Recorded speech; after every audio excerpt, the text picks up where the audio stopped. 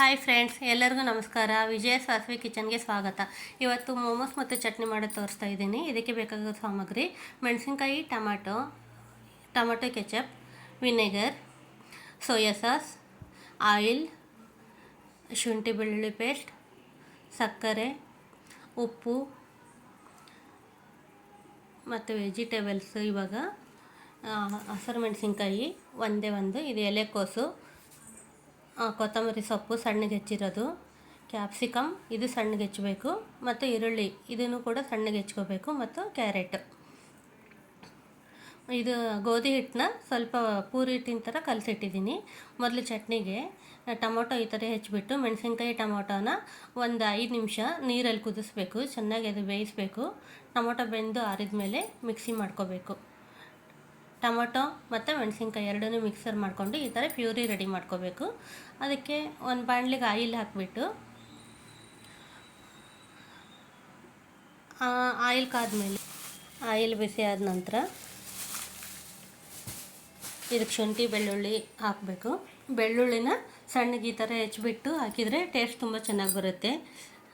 ಅದು ಚಟ್ನೀಲಿ ಪೀಸ್ ಸಿಗ್ತಾಯಿದ್ರೆ ತುಂಬ ಟೇಸ್ಟಿಯಾಗಿ ಇರುತ್ತೆ. ಅದಕ್ಕೋಸ್ಕರ ಸಣ್ಣಗೆ ಹೆಚ್ಚಾಕಿದ್ದೀನಿ. ಆನಂತರ ರುಬ್ಬಿರೋ ಅಂಥ ಪ್ಯೂರಿ ಹಾಕಬೇಕು, ಟೊಮೊಟೊ ಪ್ಯೂರಿನ.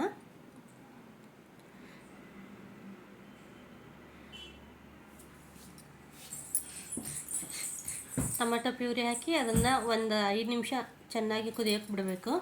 ಆನಂತರ ಅದಕ್ಕೆ ಸಕ್ಕರೆ, ರುಚಿಗೆ ತಕ್ಕಷ್ಟು ಉಪ್ಪು ಹಾಕಬೇಕು.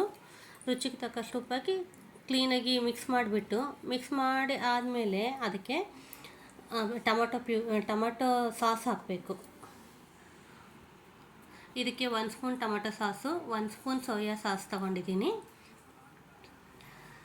ಅದು ಎರಡು ಮಿಕ್ಸ್ ಮಾಡಿ ವಿನೆಗರ್ ಹಾಕಿ, ವಿನೆಗರ್ 1 ಸ್ಪೂನು ಎಲ್ಲನೂ ಮಿಕ್ಸ್ ಮಾಡಿ, ಎಲ್ಲ ಫುಲ್ಲು ಮಿಕ್ಸ್ ಆದಮೇಲೆ ಒಂದು 5 ನಿಮಿಷ ಚೆನ್ನಾಗಿ ಅದನ್ನು ಕುದಿಸಿ.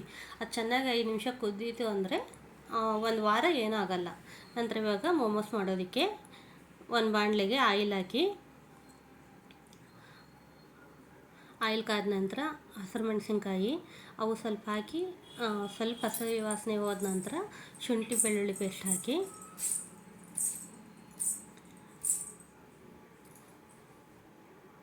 ಶುಂಠಿ ಬೆಳ್ಳುಳ್ಳಿ ಪೇಸ್ಟು ಹಸಿ ವಾಸನೆ ಹೋಗೋವರೆಗೂ ಸ್ವಲ್ಪ ಮಿಕ್ಸ್ ಮಾಡಿ,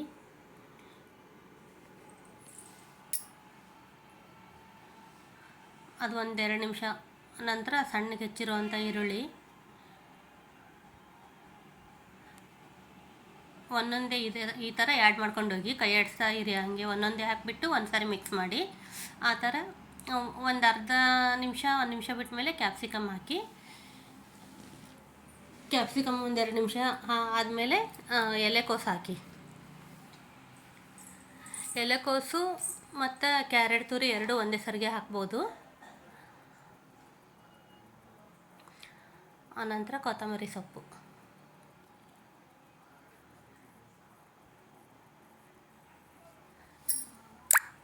ಕ್ಯಾರೆಟ್ ತುರಿದಿದ್ದು ಹಾಕಿದರೆ ತುಂಬ ಚೆನ್ನಾಗಾಗುತ್ತೆ ಮತ್ತು ಬೇಗ ಬೇಯುತ್ತೆ.